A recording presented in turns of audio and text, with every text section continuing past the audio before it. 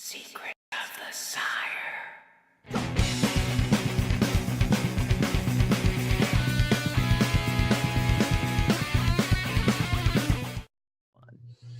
Good evening, ladies and gentlemen. Welcome to Secrets of the Sire. We talk comics, movies, TV, and pop culture every Wednesday night, 8 p.m. Eastern on the Sire Studios digital network. That is siredigital.com.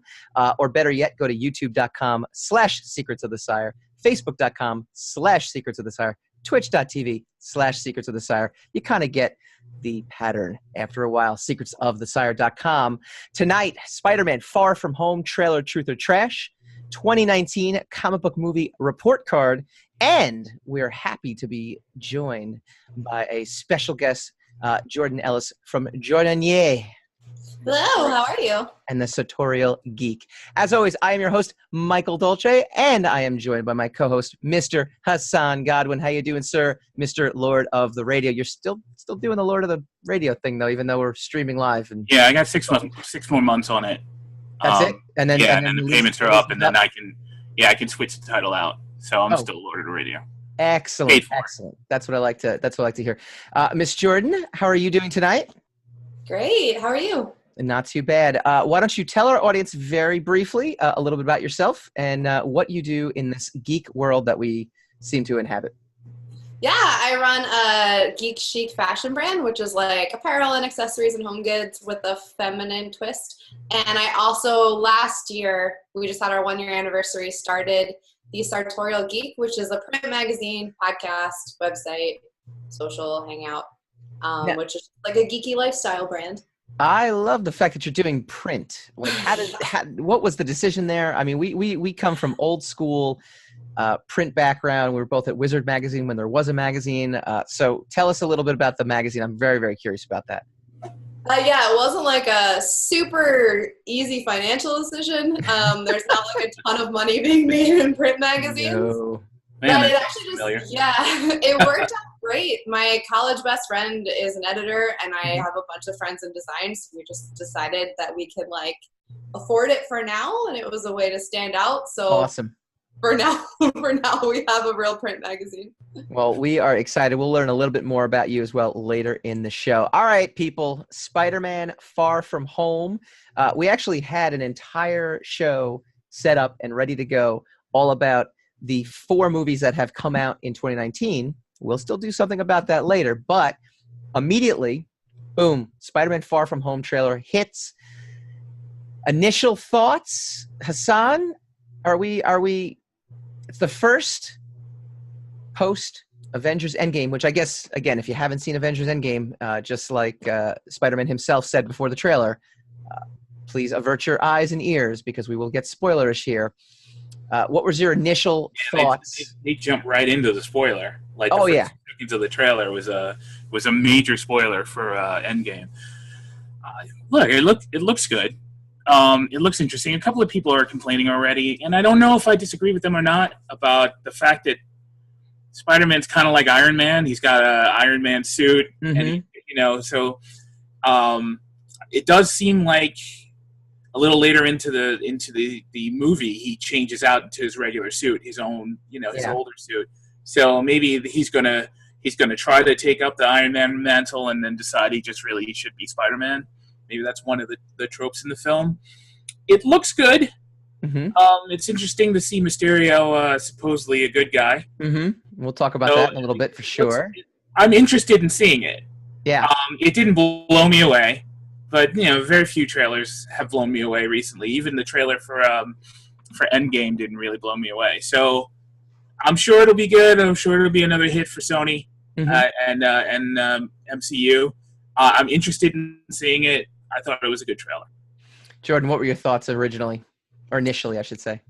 Yeah, I'm like a super fan, so I'm usually like lean towards fan instead of leaning towards critic, especially before it's come out. I mean, it seems like it's gonna be great. I loved Homecoming, so I'm excited if this is as good as Homecoming. It really, just from Homecoming and seeing this trailer, it really does have its own brand of Spider-Man, especially coming off of the kind of dark-esque, Andrew Garfield run that Sony tried to put out. So I think there's a definitive, opposite reaction Andrew Garfield in everything. Farce. Well, that farce that he did. That was the Dark Spider-Man Returns, I guess. Stalking Spider-Man. Yeah. Stalking He man. was so jittery. Screen Rant actually broke it down for us, so I'm going to give him a little bit of credit there. Spider-Man Far From Home trailer breakdown. Here are the big points from the trailer that I thought were very important, and one especially we're going to get into in just a little bit. Peter Parker grieving Tony Stark's death. You kind of mentioned that earlier, Hassan. It definitely seems as if he's trying to take on that mantle. Whether that's good or bad, look, at least it follows, right? At least it follows the chronology there. Yeah. The Iron Spider suit. It's consistent with the MCU. Yeah. Whatever you're doing in the MCU. Yeah, I think that's pretty good. One that I thought was very interesting that they wrote was the snap tore a hole in our dimension. So again, for all of those out there, please, if you haven't seen Avengers End Game, that's it. We're giving no more warnings. You could also watch our podcast last week on our YouTube channel, youtube.com/Secrets of the Sire, where we review Avengers End Game. And now we've officially exonerated ourselves from being alive for spoilers. Okay, so good. So I can ask you, which snap do you think? Well, that was one of the things, right? It's very unclear as to which snap Fury is referring to. There were 4 across the 2-part movie. Most likely, he means the one that Thanos maybe did, wiping out half of them, or this is according to Screen Rant. My own... 4? How are there 4? I thought there were 3.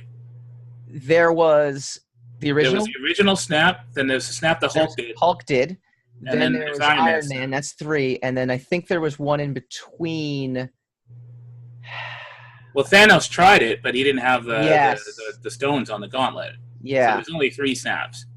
Well, Screen Rant clearly did not do their editing job. See, that's a Jordan, mess. you have to hire your friend to work on Screen Rant when they publish their articles. I mean, I think that's pretty blatant and clear. So here's my big thing, and the more and more I think about Avengers Endgame, the more it bothers me. Not that it's a bad movie. It's a very good movie. It's well done. It's well executed. But it bothers me the course that they ended up going, because there's a lot of confusion now in my head about this multiverse that Peter Parker, talks about in there. There's a lot of confusion in terms of like alternate realities. Mysterio is supposedly, I guess, according to this trailer, from an alternate reality. And he's, whether or not that's true or not, obviously we'll take that with a grain of salt, being that Mysterio is one of Spider-Man's greatest arch villains. But the number one thing that bothers me is this is supposed to be 5 years later. What did Peter's entire graduating class just happen to be disappeared, and now they're all back? Like, how does that work? Why 5 years? Why 5 years? Just do 1 year.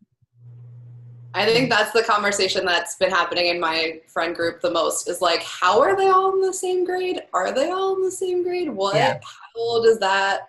I don't know how that works. Yeah. I bet you it's going to be one of those things they're going to explain in one sentence at the very beginning of the film, that the entire class was, we were all dead and now we're alive again, and now we have to, and we still have to finish high school. And that's exactly how they're going to clean the whole thing up. You do have to give Marvel credit. They do tend to address any kind of issues that their films might have in the subsequent films. So yes, you're probably right. And they probably will exactly make it a pop culture reference to how crappy this might feel. Yeah. But that being said, it still was one of those things that just, it didn't make sense. You know what? Like, didn't we covered this last week? And the conclusion we kind of came to, or some of us came to. I don't know if you agreed with it. I think you might have disagreed with it. But the conclusion that some of us came to was that it was to make Infinity War significant. If they just came back this movie, if you waited a year for them to just come back and erase everything that happened in the last film, that would have made the entire film kind of irrelevant, or it would have made it would have messed up the rewatchability of it. Plus, as a storyteller, if you're a writer, if you're a storyteller, you have a extinction level event that took place. Yeah, you're going to want to draw out as many legs from that event dramatically as humanly possible. And so if you just say, okay, they blinked out human existence, but 6 months later we brought all humans back, then there's no real but a year later is, I think, a little bit just as weighty as 5. And I don't understand the scene where they're talking about, like, I miss the Mets. It's like 9/11 hit, and not to be like realistic and whatnot, but 9/11 hit, we were playing baseball a month later. It's been 5 years. 9/11 surely they can field a people. baseball team at this point. I don't understand what 9/11 was 3,000 people. No, I get it. The snap is 3 billion people. I think they might cancel a couple of games after, Yeah, but not after 5 years. 5 years is a long time. I mean, it's a really long time. The only reason I thought that they did 5 years was to give Iron Man a grown child that we could somehow, grow attached. Well, maybe there's that. I submit to you there's a possibility that there's probably a bigger reason for it, and it will come up narratively, and we just don't know anything about it yet. So, I mean, it's not unfair to debate it. Yeah. I'm pretty sure there's a reason they did it, because you're right. It is a pretty drastic plot point. Do you think it has anything to do with the merger with Fox? No. No? Jordan? No. X-Men? I have no idea. Do you give it 5 years for them to somehow have blended into the universe? Because that's the big thing people are talking about as well too, and that's something we kind of get into when we talk about. In what way though? How would that make it easier? I don't know. I don't know, but I know that he's talking about a multiverse. He's talking about all these different things. The multiverse, I think, is going to be pretty much a way so you can get characters like Iron Man and Loki and even Captain America. You can still have them making cameos, and you can still get them back for various adventures. They'll just be different versions of themselves, especially Black Widow. Yeah. So, I mean, I could see all kinds of narrative possibilities with the multiverse opening up, but along with the Spider-Verse, which we already know is a thing. Right. In Marvel, in the comic book universe. Mm-hmm. So I get the multiverse. I don't know how 5 years would allow them to kind of assimilate Fox in a smoother way. It seems like it would actually make more problems than it would solve. Well, but that's the choice they made in Avengers End Game too, where they decided to do it. They really said, we're not just going 5 years in the future. Like, everything that happened. So there's not exactly a lot of stories to tell in between when Thanos succeeded and they reversed the effects of Thanos by 2023. If it's 2023 to begin with, but we're assuming it is because of what Iron Man said in the movie, talking about 2018 and all this other stuff. And going back in time specifically to the years. I mean, they put the years up there. So, I don't know. I think it's one of those things that it's just going to bug us until we actually, like you said, they do explain it. Well, in all fairness, it's not going to bug us. Oh, okay. It's going to bug you. I'm all right with it. Did you like the spider pun? Bug? Huh? Oh, yeah? Boy. Yeah, you got to be quick on this one. Yeah, this happens a lot. I apologize to our guests. Jordan, what is your... You have to duck the puns. You really have to duck it. Getting into this geek sphere, what was your entry point for you into the Marvel universe or into the comic book movie universe? Yeah, so I never read comics growing up. So, I've read a couple now that the movies have been happening and I'm into them. But that's what's kind of interesting. I have a lot of friends who have read all of them. So they sort of when we watch the movies, they're like, oh, this is maybe this or this is maybe this. And other than them telling me, I have no context for anything that hasn't just happened in the movies that I can watch. The Marvel movies coming out was wow, there are really good superhero movies, and there are a lot of them. That is the first time that's happened in my lifetime, which was really cool. In any of us. Yeah. So having the MCU and then also having it be relatable, I can go home and watch it with my family for Christmas, and all of my friends have seen them, which is cool that it's a very accessible nerd thing too. Most people have seen some of them, if not all of them, which is pretty incredible for something this nerdy. No, I think got high school bullies who beat the crap out of every nerd in school for reading comic books, who are now, IMing me or Facebooking me to ask me what I thought of various MCU movies, which actually just, to me, it's kind of like the seventh sign of the apocalypse. That who are now, that the geek culture has taken over so much that you now have jocks like basically checking in with their underling geeks to try to see the integrity of these stories. That to me is the number one difference I see. There is no such delineation now between a jock and a nerd. I mean, no, not anymore. If you look at the Flash Thompson that they have in Spider-Man. He looks like he's with the chess club. Right. He doesn't look like a jock anymore. Like if you look at, we're a big 90s band fan, and Pearl Jam being one of our favorites, they used to talk about Jeff Ament, who's the bassist, was like, yeah, I had to hide my athletic background. He was like a starting point guard for his high school team and his college team. He's like, I had to hide that from my friends because they were all like geek musicians and things like that. Now it's all just, you're just out there. I don't think there's as much delineation, especially when it comes to this stuff that we're talking about. Everyone's a fan. It's larger than life. So it's great to hear as well, too, that you started out with the movies and then migrated to the comics. That's a massive complaint that a lot of folks have, that the movies don't exactly bring in people to comic book stores. And it doesn't exactly bring them to it, but it did for me.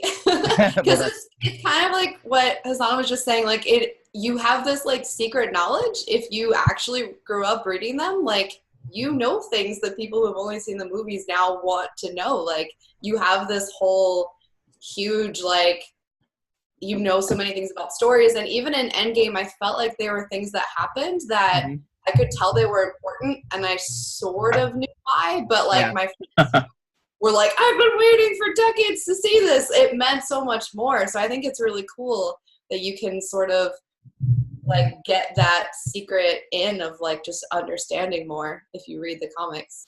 We are a big fan of segues, and that is a terrific segue to one of the things that people are talking about. The stealth suit and the multiverse equals Secret Wars. Hassan, well, first of all, Jordan, do you have any idea what Secret Wars is? See, there we go. This is fantastic. So you are going to take your... Well, you got to spoil it for her, though. Well, yes, I am. Okay. But you're going to take your stint on our show, and you're going to take this back to your nerdy friends, and you're going to impress... You're going to, like, out-nerd the nerds. Perfect. They're going to be very excited. You're going to up your nerd cred tremendously after this conversation. So her lifelong ambition is to up her nerd cred, I bet. Isn't that everyone? Yes. It is. So like, I sell at Comic-Cons all the time. That's what I do. And so I'll like very, very often I'll be like, oh, you know way more about this than me.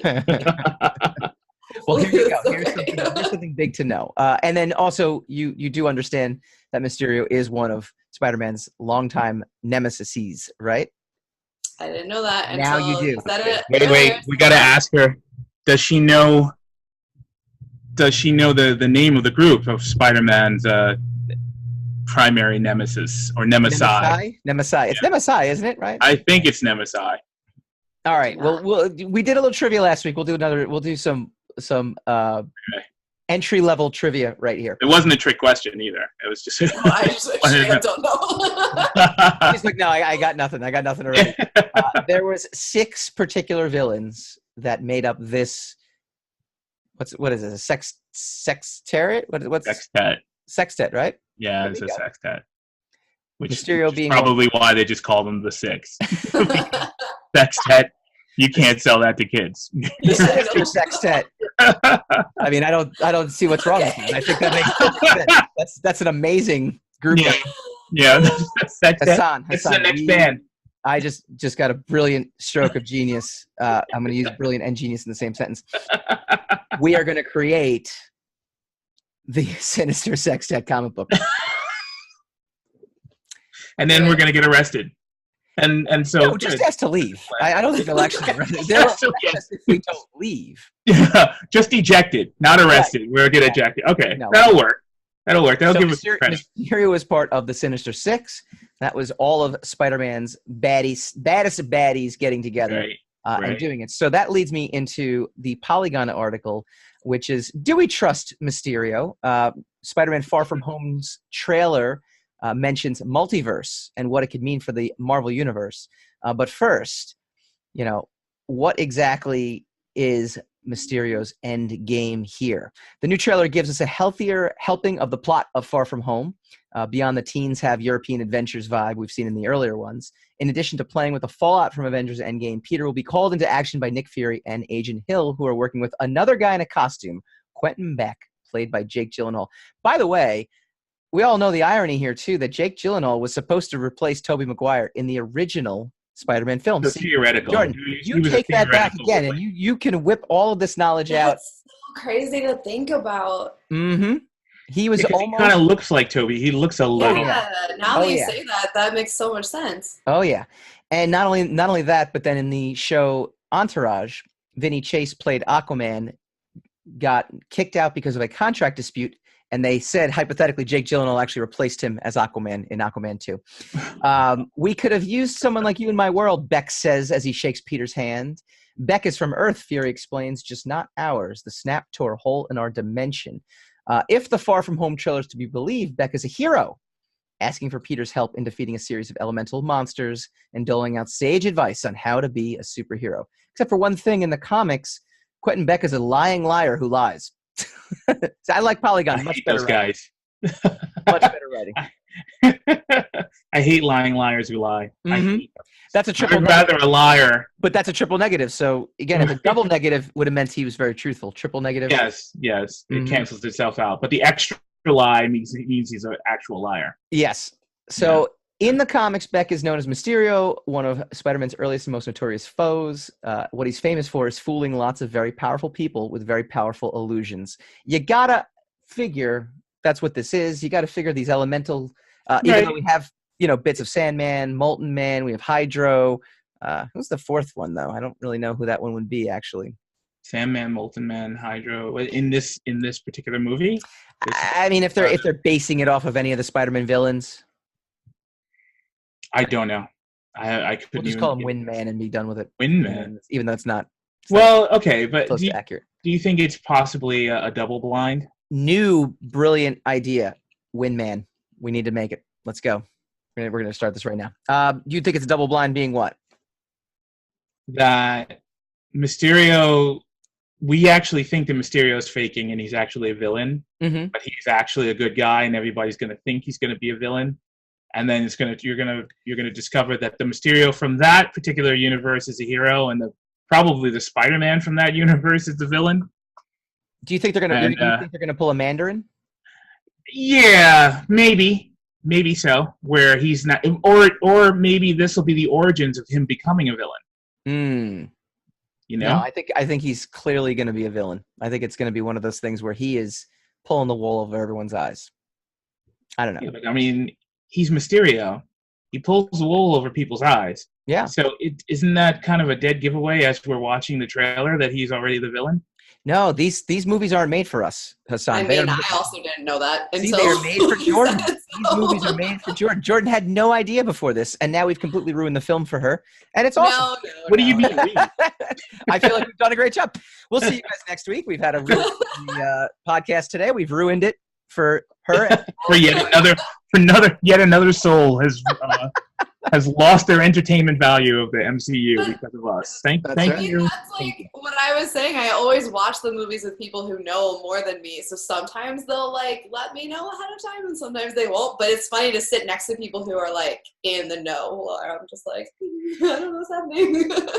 Well, I kind of take issue with that because some of the the Easter eggs and the call outs are definitely meant for hardcore fans. Sure. Starting all the way back with Thanos in the beginning in Avengers. Also Adam Warlock, which was hinted at. I mean, they don't really bother to give you too much detail, but they know that the fans know. So there's a lot of stuff in there just for fans. Yeah. I think a lot of the post credits are you don't have context. So if you don't know who they are, right. I mean, sometimes it's from another movie, but yeah, I think a lot of the post credits, I'm like, what is that? Yeah, it's too bad for you if you don't know. That's a great point. That the end credit scenes. Well, it's funny though because it's like you suckers. You could be home now and you're watching something you have no idea what you're looking at.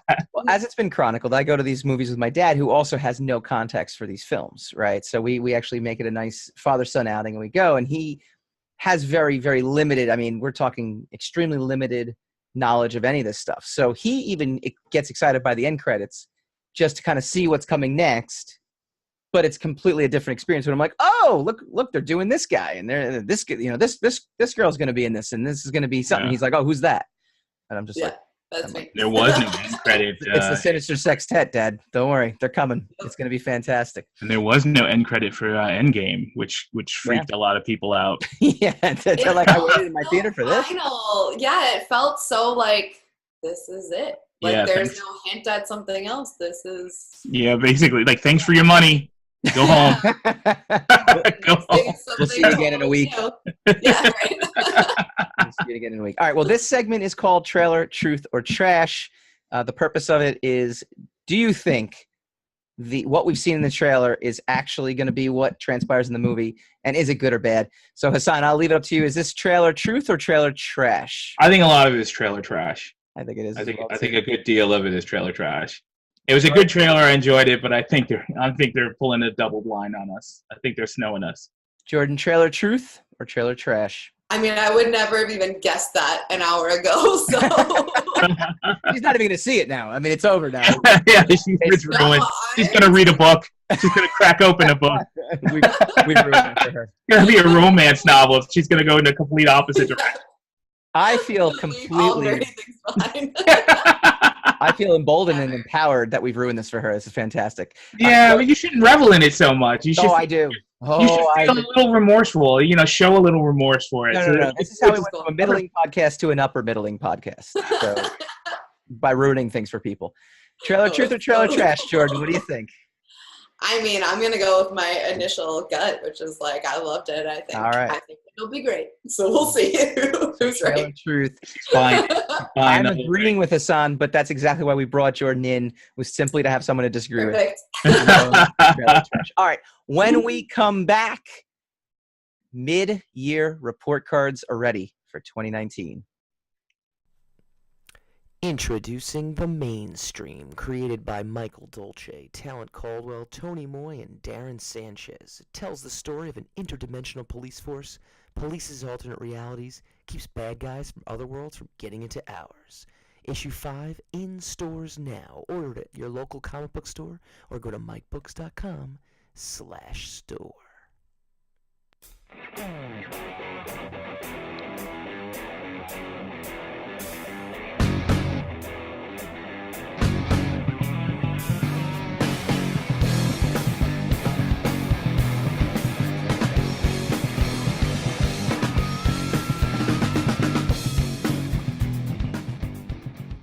Welcome back to Secrets of the Sire. We do this every Wednesday night, 8 p.m. Eastern on the Sire Digital Network. You can go to siredigital.com and stream us. You can go to Sire Studios, Inc.com and stream us. And you, of course, can see us every Wednesday at 8 p.m. Eastern on secretsofthesire.com. Want to give a shout out to our beloved patrons on patreon.com/secrets of the Sire. That's Craig Caruso, Einar Peterson, Matt Beyer, Ashley Haikai, Omar Morales, Program Director Stephanie Dolce, and as always, our Uber fan, who will be in studio with us either next week or probably next week, Christina Dolce, who's our Game of Thrones expert, because we'll be talking Game of Thrones for the next 2 weeks, essentially. I mean, wow, how'd you book her? I know, it's tough. Well, actually, ironically enough, she's off from work, so she can actually do this. Otherwise, there's no booking her. So, are you flying her in? You're going to fly her in? If by fly, you mean walk her gently down the stairs. Then yes. Yes, that's exactly what I'm going to do. Good man. You too can be a patron. You too can have your name shouted out on the interwebs across multiple channels and across multiple countries. We actually have a very strong Latin American following. I think it's Hassan, clearly. Well, right?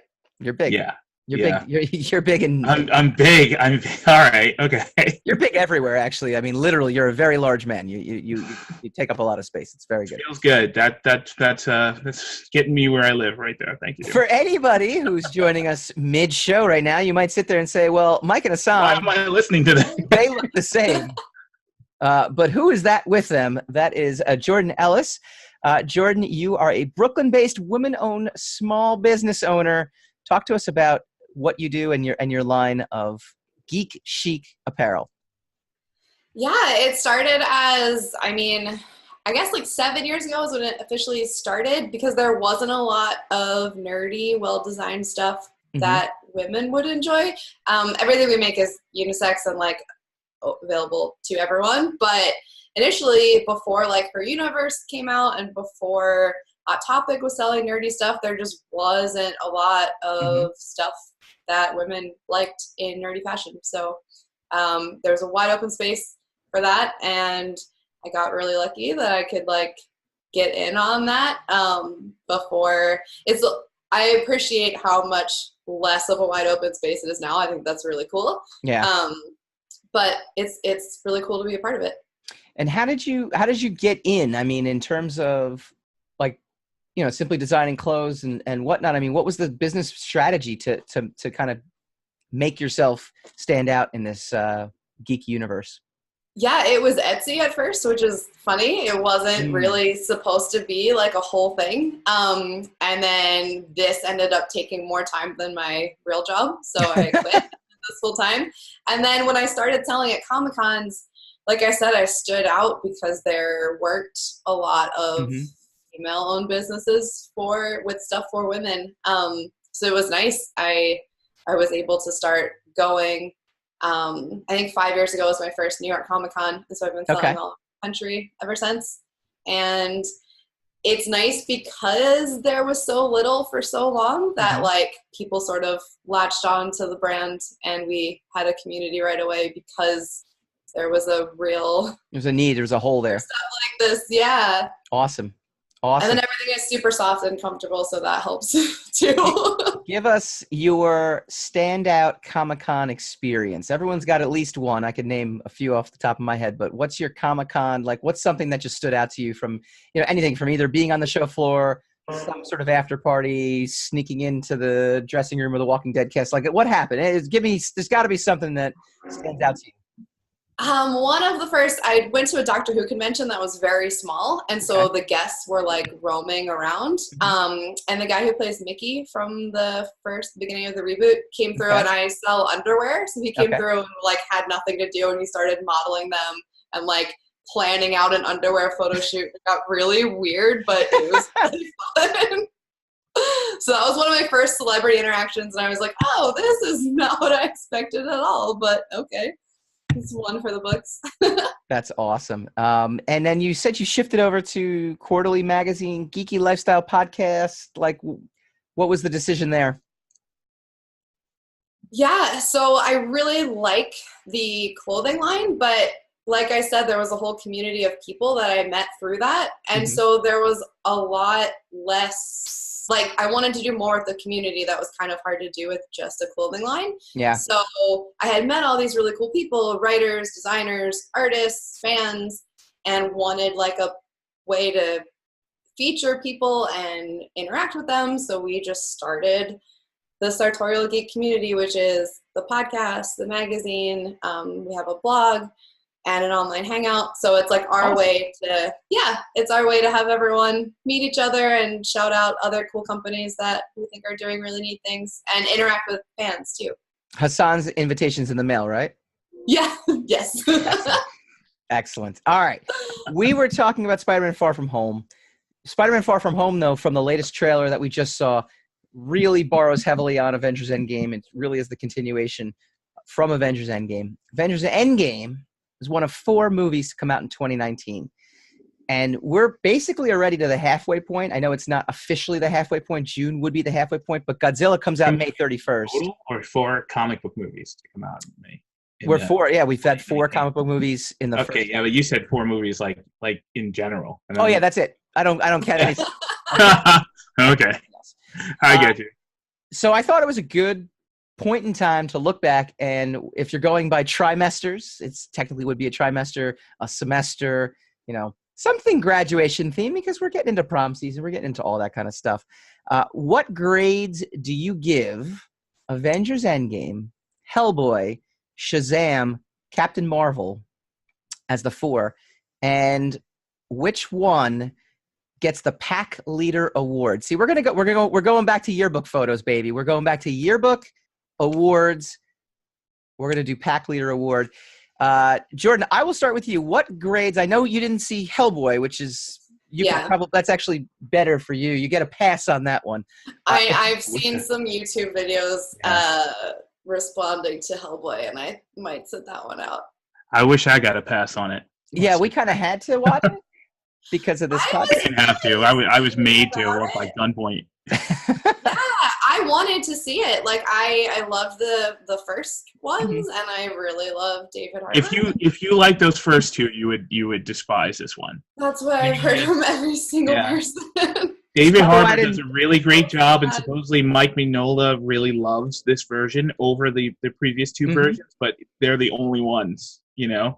Everybody else. I didn't think it was that bad. It was terrible. You know it. It wasn't good. And it lost $80 million, they estimate. I know. It's a mega flop.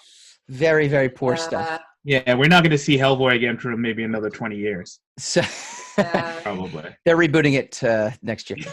Avengers End Game, Shazam, Captain Marvel. Give us your grades right down the line and tell us why you chose the grade for these movies. I'm like gonna be the worst at this. Like I said, I'm not a critic at all. So like I'm a super fan, and I really do appreciate almost everything. I mean, they all were exactly what I wanted them to be. Okay. So I think I'm gonna be like that person that gives. I'm like the American Idol judge that's like everyone gets an A, but kind of. I think I really. So let me ask you this: but I really liked them. Did you walk out of the theater for those three movies with not the exact same feeling, but the same feeling of satisfaction out of all three? I think I was the most pleasantly surprised by Shazam because I was expecting the least from it. And I think so. I'm seeing Endgame again this week because I've only seen it once so far, and it was very much me like just trying to handle what was happening. So I don't think I like can properly see it as a movie. It was more just like, who's dying? What's happening? Sure. I'm so stressed out. I think my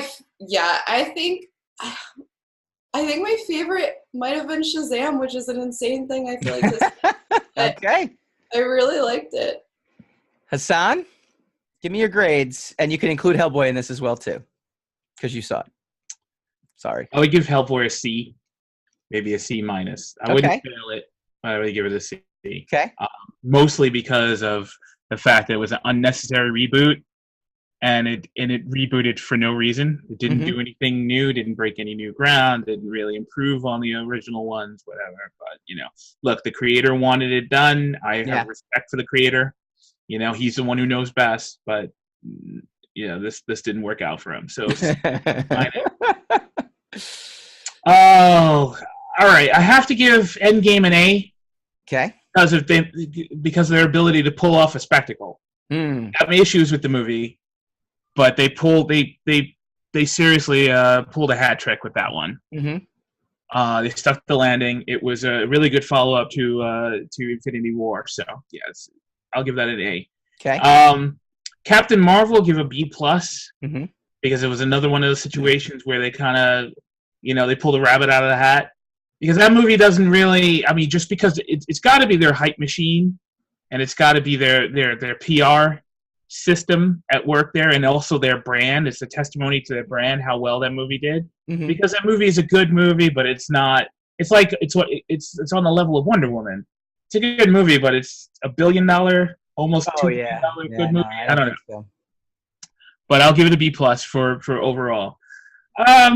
Shazam. That's a tough one. Shazam, I'll give a B to B plus. I liked it a lot. I liked the actors in it. I thought it was really lackluster. The problem with Shazam is it just came out too close to Endgame. Really? Yeah, it's just. It's a good movie. It shouldn't be put next to an epic. It should be a movie that has enough breathing room to be appreciated for its own genre. Yeah. And you sandwich it in between the Captain Marvel, which is a prelude to an epic, and Endgame, which is the epic. Yeah. It's not fair. It just suffocated all the air out of the room. One of the reasons I think Deadpool worked so well, the original one, was that it came out in a time that nothing else was coming out, and you really and it was highly anticipated too, and it was very different. Yeah. It was rated R. You're right. Yeah, so it had a lot going for it. In a way, Shazam could be the exact same scenario in that it doesn't have a lot of expectations, but it's highly anticipated, and it is something different. Now, it's not R-rated different; it's just fun different, right? So, right. I mean, and movie release dates, play a huge role. We talked about it last year when Deadpool 2 sandwiched itself in between Solo and Infinity War. And it messed up Solo and Deadpool. Yes. It messed itself up in that move. So, Well, you know what? Here's the thing about Shazam. Here's what ruined Shazam. And I haven't seen it again but I've been able to think better of it. I've been able to rethink about it. I really liked it. I enjoy the actors. I like the story. If when I see it on home video again or whatever streaming service, I'm sure I will find new appreciation for it. But the thing was, originally, the trailer didn't do anything for me. It looked really lackluster. Mm-hmm. So one of the reasons I went to the theater to see, I was hoping that they were showing us all kind of the most mediocre scenes in the film, and then it was gonna broaden out, or you were gonna see some stuff that you didn't expect to see, and it would turn itself into a major epic. Mm-hmm. And it didn't. No. It pretty much showed you exactly what it had in the trailer. So my expectations were met because it looked lackluster. Okay. They were not exceeded, which technically disappointed me. But the movie itself carried itself so well. Yeah. That I honestly did enjoy myself. So I'll give it a B to B plus. Captain Marvel a B plus. Hellboy C minus. Okay. And Endgame an A. All right. I won't give it an A plus, but I give it an A definitely. Thank God for the show. I disagree with you completely. I think my rundown here, Hellboy. I don't care though. I'm turning my mic off. Hellboy. As much as I kind of enjoyed myself, I give it a D plus. A D. I give it a D plus. A worse score than I did. Yes, because it was pretty bad. Like it just wasn't very. Oh my God! It was. It was. I told you it was bad. You argued with me about it. I know, but ultimately, I'm giving it a D plus. It's just a lot of schlock. It was trying to be a million different things. David Harbour was amazing in it. As Hellboy, I think he was fantastic, but that's not enough to save this movie. There's a lot of this movie where I'm just going, "Whoa, what just happened there?" Well, that was okay. Oh boy, all right then. That was an interesting choice. I'm actually insulted now because I really could have ripped that movie, but I was being both you and our guest, and now you're ripping the film. Jordan didn't have anything to do with the movie. I was just you don't want to tear things down in front of new people. You don't. You want to have character. That's actually my number one rule. It's actually tear things down in front of new people. Tear them down. The next on my list, this is chronological. I'm actually going to go Avengers End Game. I'm going to say it's a solid B. Again, the decision not to make it a part 2, I actually think kind of faulted. Shazam an A. It faulted the movie for me, in which case, they didn't beat Thanos. They beat the Thanos they haven't seen yet, the Thanos that didn't actually accomplish his goals yet. They went 5 years in the future for no reason. They created rules that they don't know for no reason yet. You can't make assumptions. Well, look, I'm just saying. It's a serialized story, but you know that the answer to that is coming, or some kind of explanation to that is coming. Yeah, you're making a snap judgment. I am making a snap judgment. No, I agree though, because if the movie leaves you with like unlimited questions. Normally, you're absolutely right. Normally, I absolutely agree. But these are unique serialized movies. That's the uniqueness of the MCU. So, but this one was the capper. This was the end game. Obviously, you gotta drop crumbs for the next series. But I don't understand what the problem with 5 years is.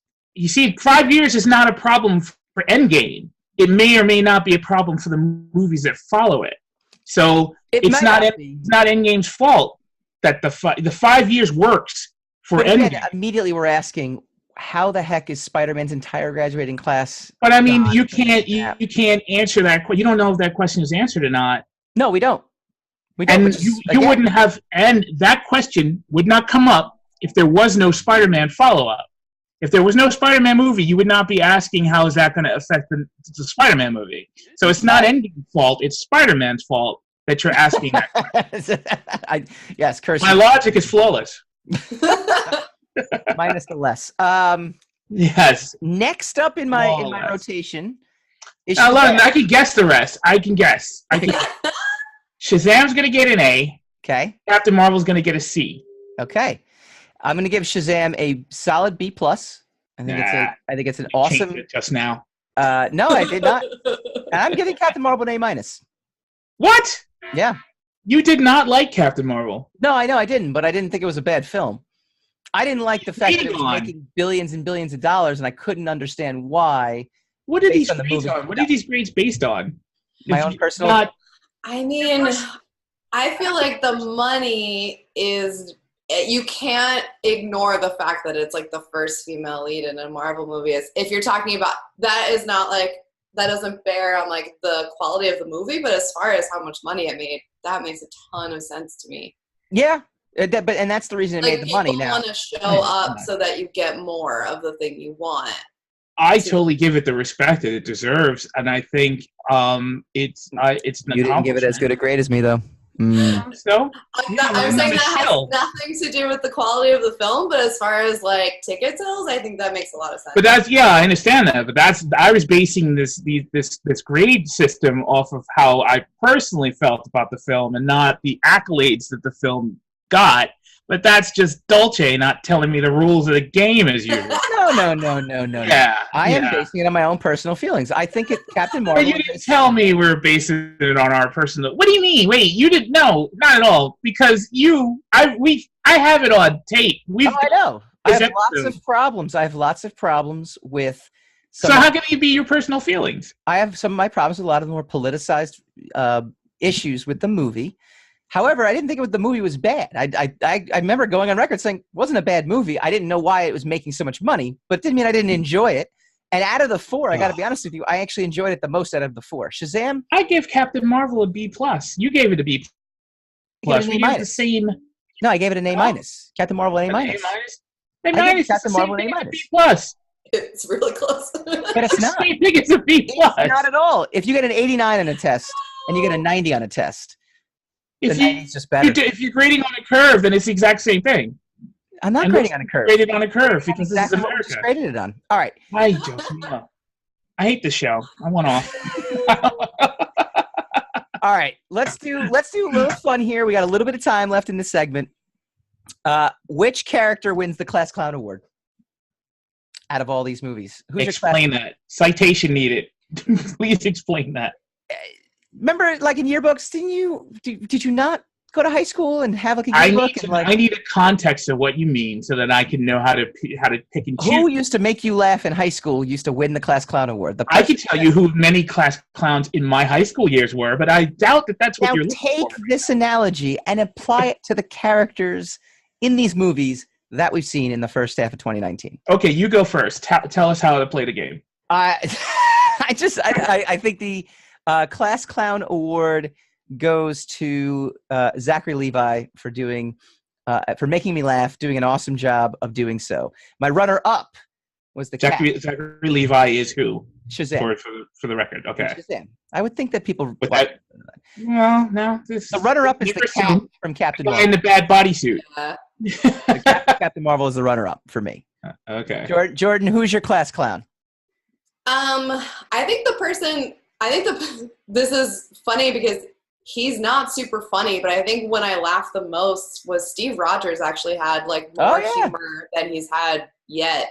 Yeah. But I think if you're going like goofy, Nick Fury in Captain Marvel was like way goofy to me. Okay. Like that's how his all his interactions with the cat, I was like, is this the same Nick Fury? See, son, 168 episodes, and you still don't know how to play the game. She's a guest and gets it like right off the bat. Like immediately. It's the first time you've ever played this class clown. Nice try, though. Nice try. This goes in. Nice try. Who's your class clown, Hassan? I don't want You don't want to play the game? That's it? You don't want to play this game? stubborn. I want to be. You're taking I want to be moody and stubborn. You're taking your ball and going. Yes. I would have to say. No. No, I'm playing. That's Stop it. it. You said Stop it. I'm playing. I would say Fat Thor. Ooh, yeah. The class clown. Ooh, that's a good one. I like that one a lot. All right. Big Lebowski Thor. And runner-up is probably I keep forgetting the kid's name. The sidekick in Shazam. Oh, the brother. Yeah, his oh gosh, I don't know his name either. It's Willie, right? He was Willie. great, though. Yeah, isn't it Willie? He was really good. And you know what? He was my emotional anchor to the film because the lead is he's kind of a blank slate. Yeah. Billy Batson is kind of a blank slate in the film, but Wally, isn't it Wally? I don't know. I have no idea.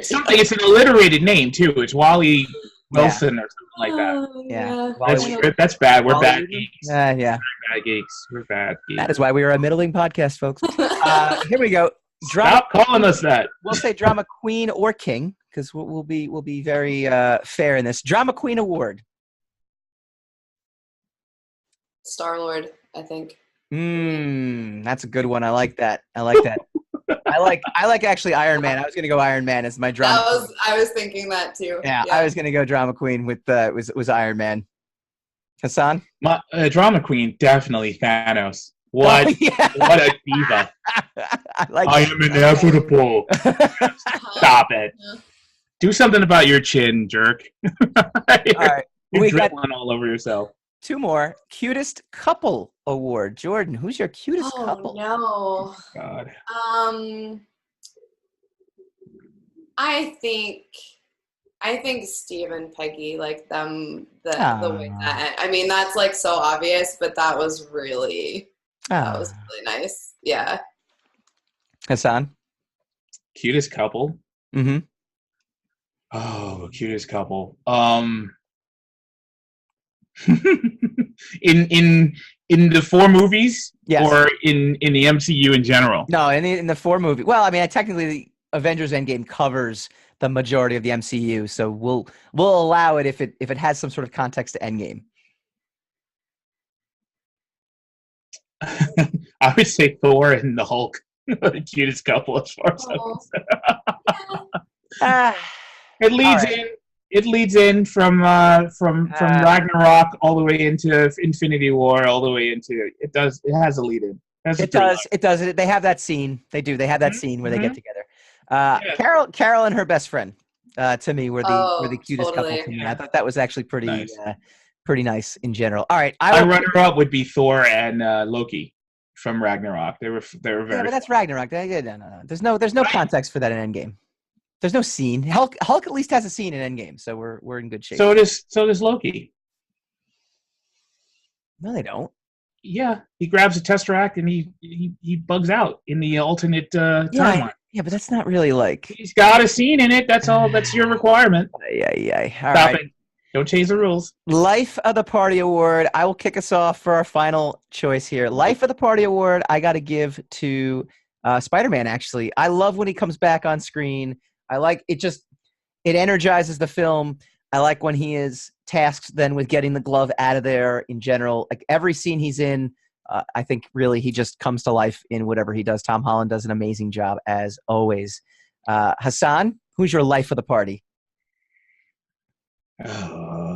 Hassan is the life of the party. Yes, I am the life of the party. Probably again, I'm gonna have to go with Thor. Like just how he was a mess in Endgame, and he was, and the scenes with him in Asgard are just priceless. Yeah, that and his great line from Infinity War of "I see you copied my beard." I don't know why, but for some reason that makes me laugh every time I hear it. So I'm gonna go with Thor. All right, Jordan, round us out here. Yeah, this isn't exactly life of the party, but I feel like the 2 little girls, Lieutenant Trouble, I forget her actual name, and the younger sister in Shazam, like I feel like they didn't have huge parts, but every time everyone was obsessed with them. They had like such great humor, and they were so emotional for being like really, really young. I feel like they were the heroes of all the scenes they were in. Yeah, when his secret was out, and she just, she says, "I didn't tell anybody," No, and she's so proud of herself. I agree. That got me right there. That got me where it counts. Yeah, that's not really life of the party. That's like emotional. Dear shit. Yeah, totally. All the crying. You know what else we're going to be shedding a tear for? When we go spinning the racks when we come back.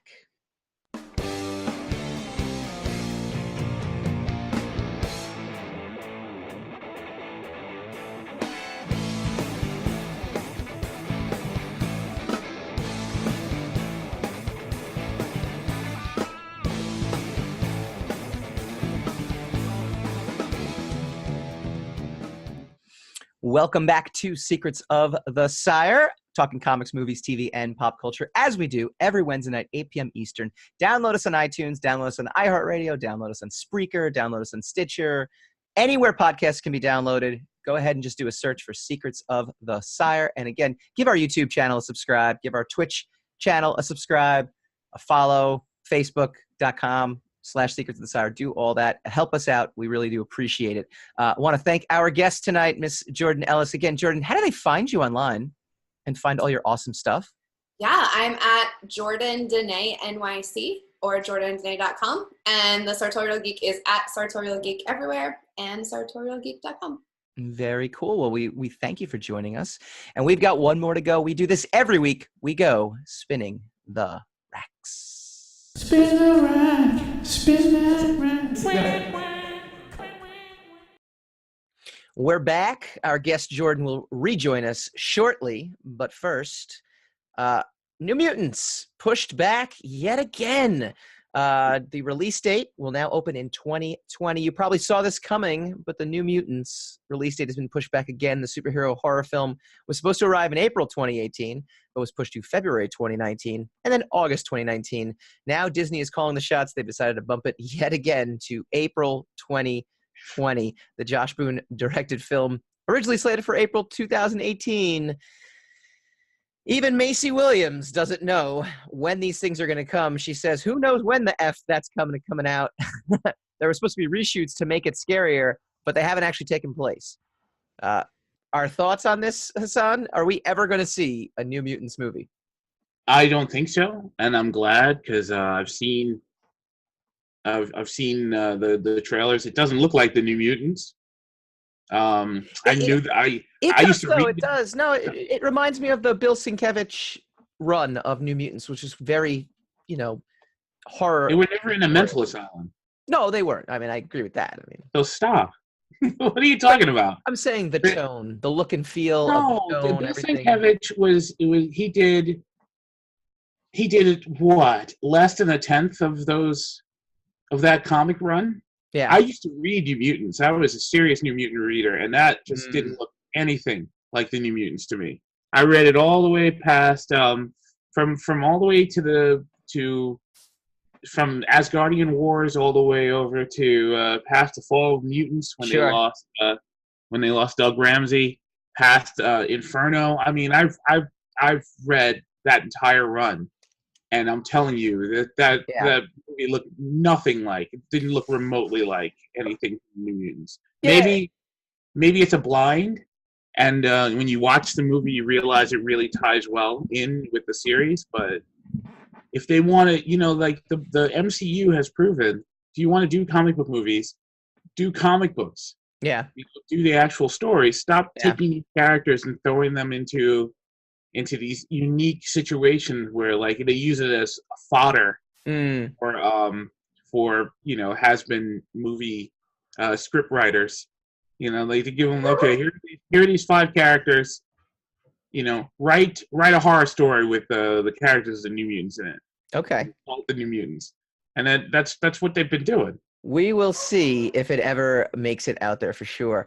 Where is this coming from? Well, it turns out Disney announced their entire movie slate for the next 4 to 7 years, apparently. So in the process of doing so, though, they also announced 3 new Star Wars movies to premiere after The Rise of Skywalker. Now, they said they were taking a break from it And in turn, they kind of are.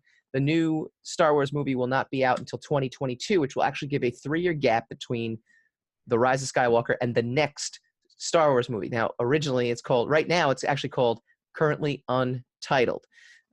Is this going to be the Game of Thrones movies we were talking about, or is this the Rian Johnson spinoff that's now not happening? What's your predictions sure to go wrong here, Hassan? Who says that Rian Johnson spinoff is not happening?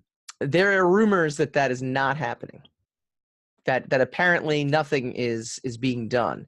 The only word we have of the new Star Wars up on the feature film now is this, untitled schedule that was just released yesterday and has these movies kind of, just placed in terms of launch dates. Yeah. So we don't know that it's not happening. No, we don't. But we do know that the Game of Thrones folks are definitely still doing something after they wrap up Game of Thrones. So it's likely that they're going to, do this as well, right? I don't know. Do you think it's the Game of Thrones stuff? I'm hoping it is, actually. I'm hoping the Rian Johnson stuff never sees the light of day. I really, I don't.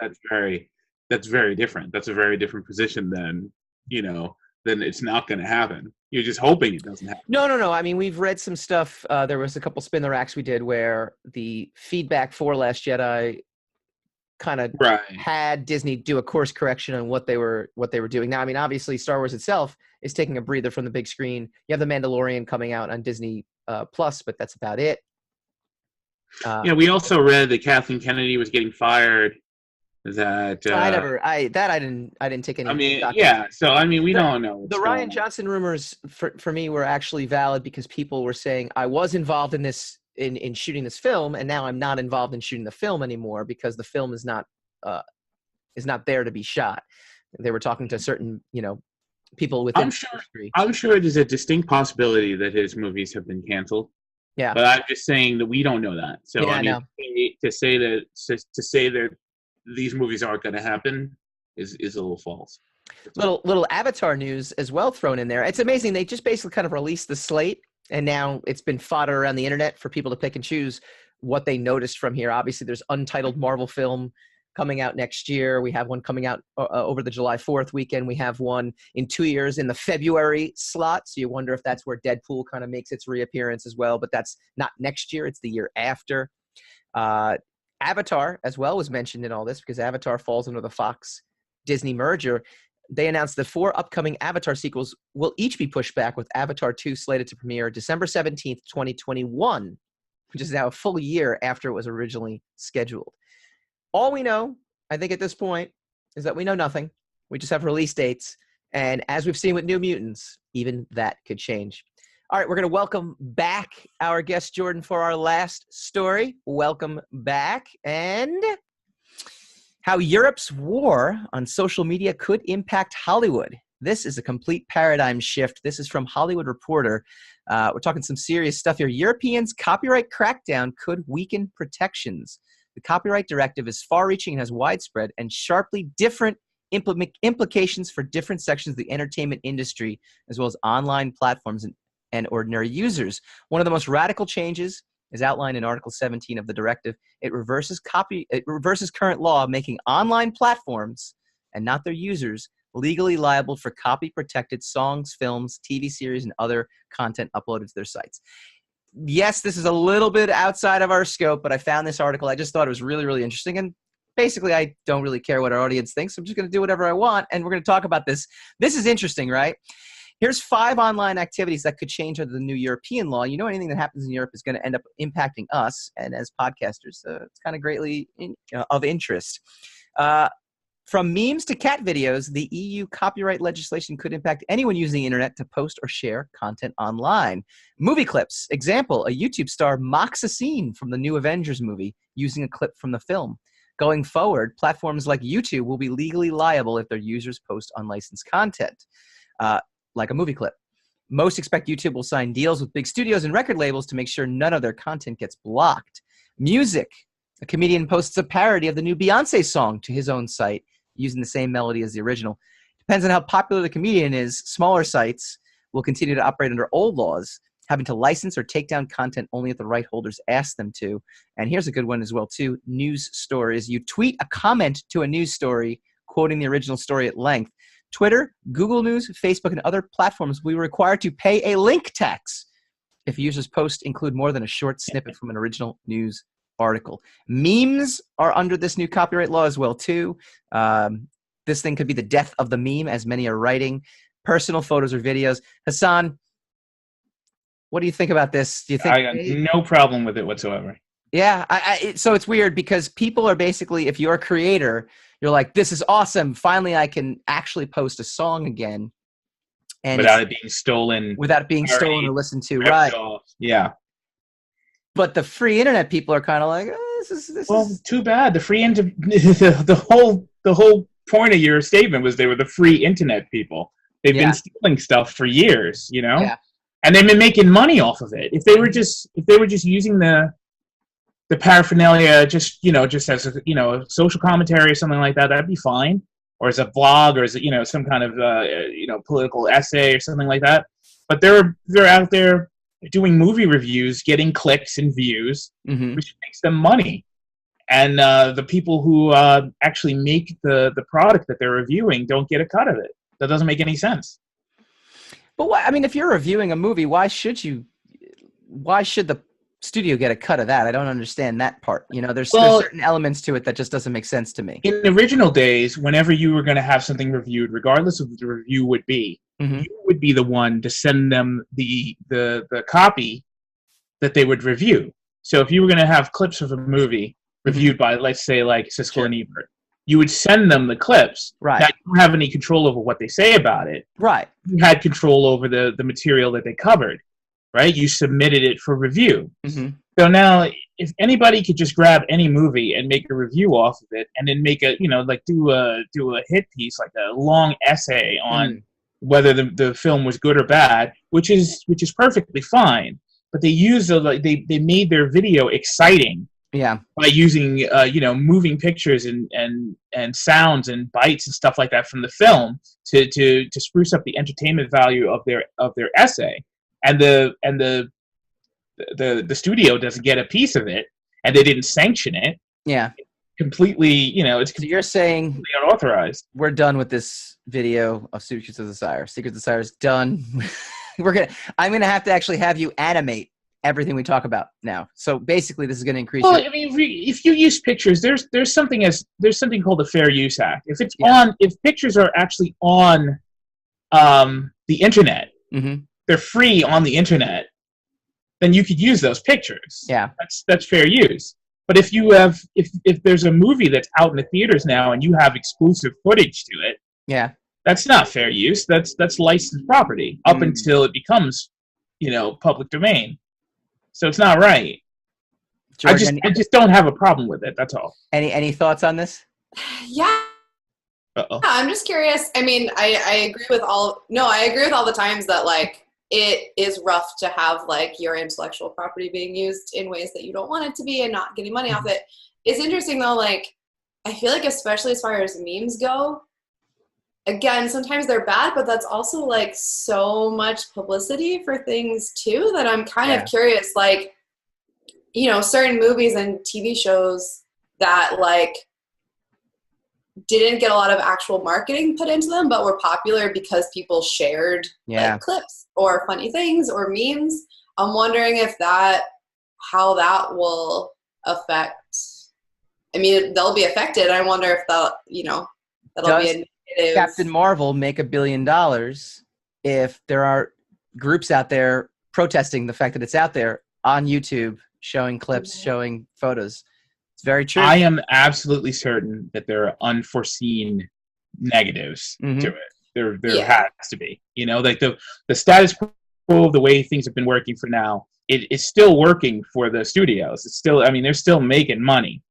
So, however you upset the apple cart, it's going to mess with their money a little bit. I just think as a creator, and as a person who knows various creators, I just think getting a little bit of control of the content again can't be a bad thing. It's got to be a good thing. There will be a fine line. All right. Well, we got very heavy with our last segment, and it's your fault. That's my fault.